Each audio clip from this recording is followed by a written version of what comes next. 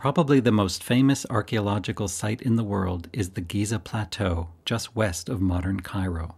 Here was the main burial ground of the pharaohs of Dynasty IV, Khufu, Khafre, and Menkaure. We see the pyramids in order from right to left, the largest pyramid of Khufu, the Great Pyramid, and then in the middle the Pyramid of Khafre, built on higher ground but actually shorter than the Great Pyramid, and then finally the smallest complex belonging to Menkaure, whose lowest courses were cased in granite, not in limestone. Each pyramid is actually part of a complex with many portions. The pyramid itself, the burial place of the pharaoh, and then on the east side, a pyramid temple connected to a long causeway marching eastwards and ending down by the harbor in a valley temple. These temples were used for the burial process and in various reenactment rituals meant to bring the spirit of the deceased pharaoh back to life. And after the funeral, the temples were in full swing with a complement of priests, administrators, scribes, and various lands that were meant to produce produce for the king's cult and offerings for various rituals. We are still understanding the precise purpose of these temples and how they functioned. Surrounding the royal pyramid complexes are mastaba fields, or areas with superstructures and burial shafts belonging to the elites of the Old Kingdom in the 3rd millennium BCE. On the eastern side of Khufu's Great Pyramid, for example, is the East Cemetery, with 3 subsidiary Queen's Pyramids and then a series of great twin mastabas belonging to members of the royal family. On the west side of the Great Pyramid are even more mastaba tombs. They seem to have developed from far west to closer to the east, closer to the royal pyramid itself. They date to the 4th, 5th, and even into the 6th dynasties. The quarry area, known as the Central Field, is located between Khafre's Causeway and Menkaure's Causeway. This was the source of most of the limestone blocks that went into the core of Khufu's Great Pyramid. Once his pyramid was complete, this area served as another cemetery and was filled in with mastaba tombs and rock-cut burial chambers. Towards the east of this Central Field area is a large mastaba-like pyramid known as the Pyramid of Queen Khenetkawes. Her relationship to Menkaure and her role towards the end of Dynasty IV and the beginning of Dynasty V is still under investigation. The harbors and the ancient course of the Nile and canals are one of the most fascinating subjects in studying Giza. They will help us to understand the layout, the landscape, the decisions the ancient Egyptian architects made in terms of where to place their various temples and causeways, what was on low ground, what was on high ground, and eventually reconstructing the geology and the landscape of the necropolis will give us many clues into ancient Egyptian mortuary practices.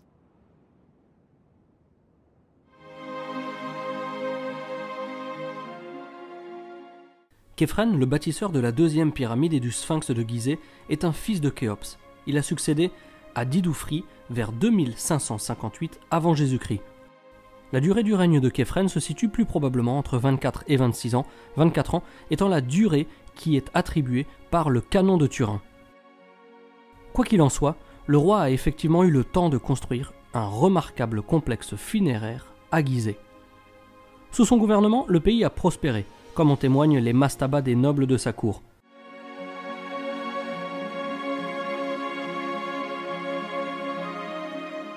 Pour certains spécialistes, il existe une grande différence entre le règne de Képhren et celui de son prédécesseur et frère, Didoufri.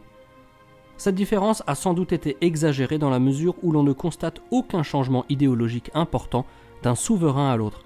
Il est cependant vrai que Képhren effectue un retour à certaines traditions établies par son père. Ainsi, il installe de nouveau la nécropole royale à Gizeh, où il fait ériger le 2e et le mieux préservé des 3 complexes pyramidaux qui dominent le plateau.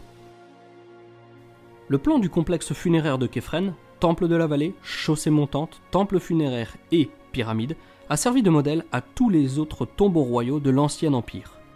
Le temple de la vallée, construit à la lisière des terres cultivées, est un édifice puissant, d'une beauté austère.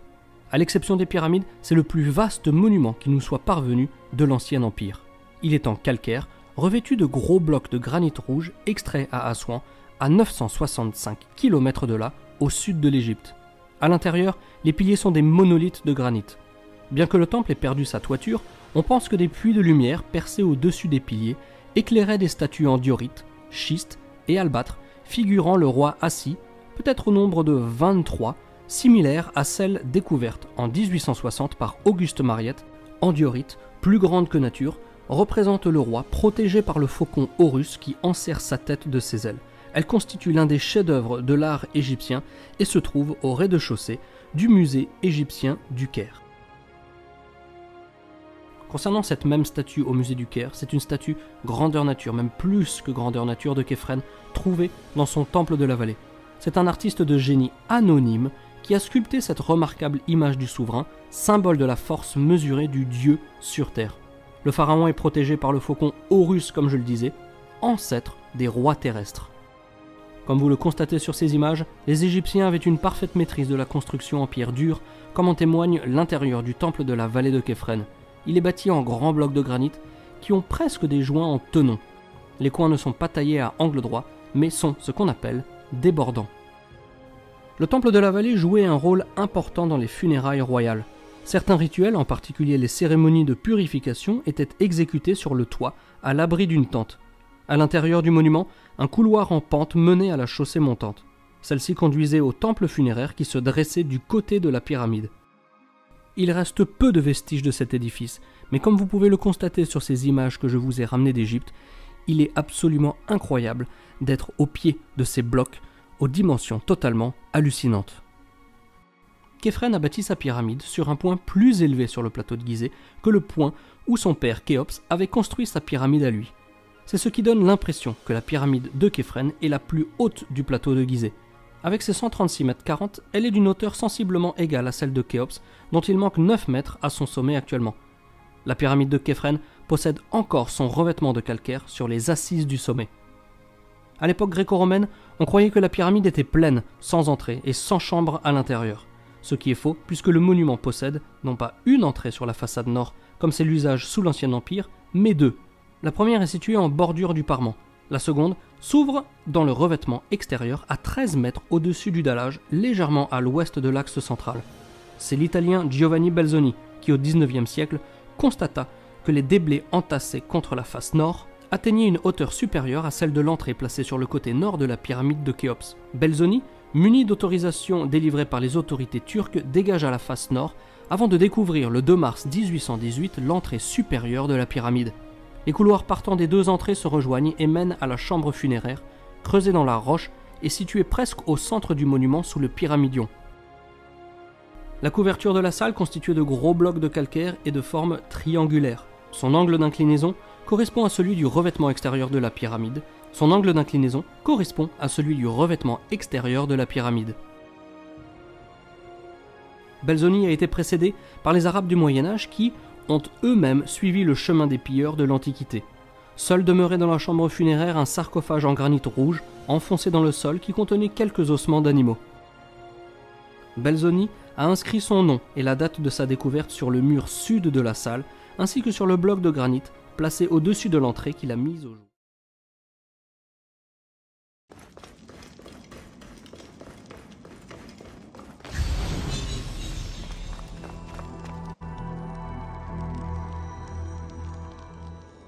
De vieilles écritures de l'ancien royaume.